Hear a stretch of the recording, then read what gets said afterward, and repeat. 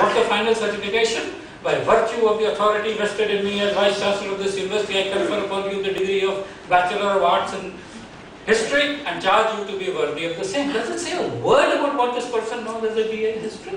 No.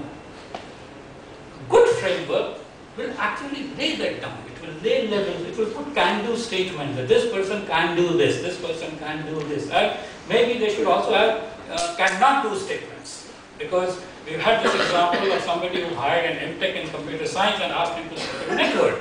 And this fellow says, I can't, I'm an MTech, but I've never set up a network like this. So I think we should say, he can do this, but he can't do this, or whatever. So that's another aspect that we are talking about. And we have Angela French, who is talking about Cambridge ESOL, and briefly will try to tell the essence of many of these kind of things that are happening. We're extremely delighted to have amongst us Kathleen Head, Deputy Vice Chancellor of University of Wales Institute, Cardiff. And what I think is very special about her is that she's the first one I know of, a person in that rank, whose claim to fame is learning and teaching. Typically in a university, people have nothing to do with teaching. The last thing we do it because we don't get salaries unless we take classes. I mean, you look at the prestigious institutions in India, Jawaharlal Nehru University till now does not do undergraduate teaching. Does postgraduate teaching because without that they don't give a salary. But so when you talked about people in higher education learning, whether it's Tata Institute of Fundamental Research or any of these glorious institutions, teaching learning at the university level, nobody talks about it. Perish the thought. I am a great learned man. I choose to share my learning with selected few whom I admit, and whether they've actually learned or not is none of my business. So it's very, very interesting and important. I'm actually personally quite delighted, because to me, the future of education is all about addressing learning and learners. At the school level, there is some lip service to this under B.Ed, etc. But higher education never talked about learning, and never have I seen. I have only known vice chancellors who are known for their contribution in mathematics or genetics or molecular biology or something, and they got a Bhatnagar award or a Padma Shri or something. None of them would write it in the name that I do teaching and learning. They want to be think tank, they want to be policy advisor to the government with maybe the rank of Minister of State or Cabinet rank or whatever. Policy advice is what they do, thinking is what they do. Teaching, learning and seeing whether teaching, learning is happening or not is something which is far, far from minds of higher education people. And I'm saying this because I have a very interesting background. I come from a very exclusive education system, the IITs. I've also taught abroad.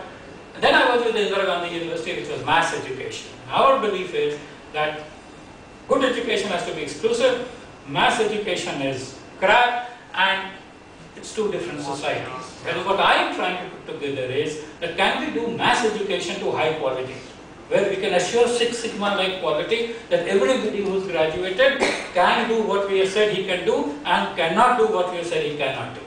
And therefore, people are finally aware. And therefore, we are very, very pleased that she is here, and of course she will be talking about it, and we are in a sense associating organizationally to develop new kind of programs. We have Simon Walker, who's from University of Greenwich. He is from the field of computer, and he'll be talking about some of these issues.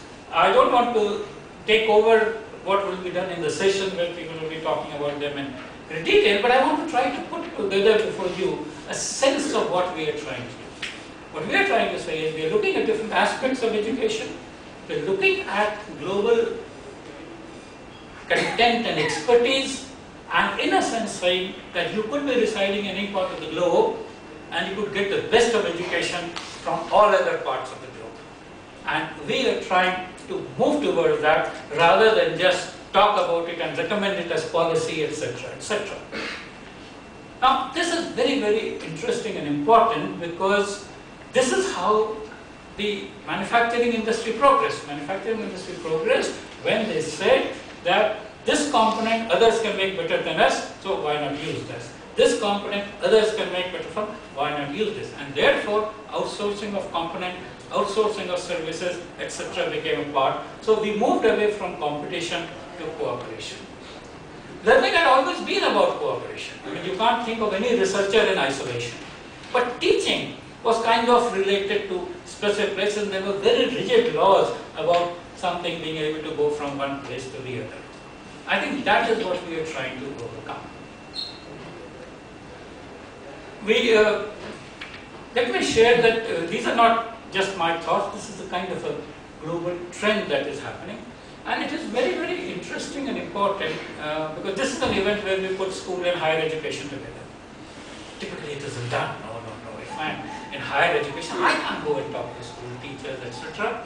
And I think in recent past, although my entire academic innings has been in higher education, I've been going to all over schools now. I've seen schools, small children, class 2 to 5 performing. I've seen class 10 children. I'm talking to teachers. I realize that this is very important. We have a system where the most accomplished professors don't even teach undergraduate, forget teaching high school. But in the Soviet Union, Landau, who was a Nobel laureate in physics, would actually teach high school children. He would go to high school and teach high school children physics. Now when you read on 25th January 2011, Barack Obama's speech, you see that he has talked about, I'm sure many of you would have read it, but let me share with you. See, for a long time, the US was at the forefront of science. I'll come back a little to say that prior to that, Europe and England was at the forefront of science, but let's take the early 1900s. US was at the forefront of science.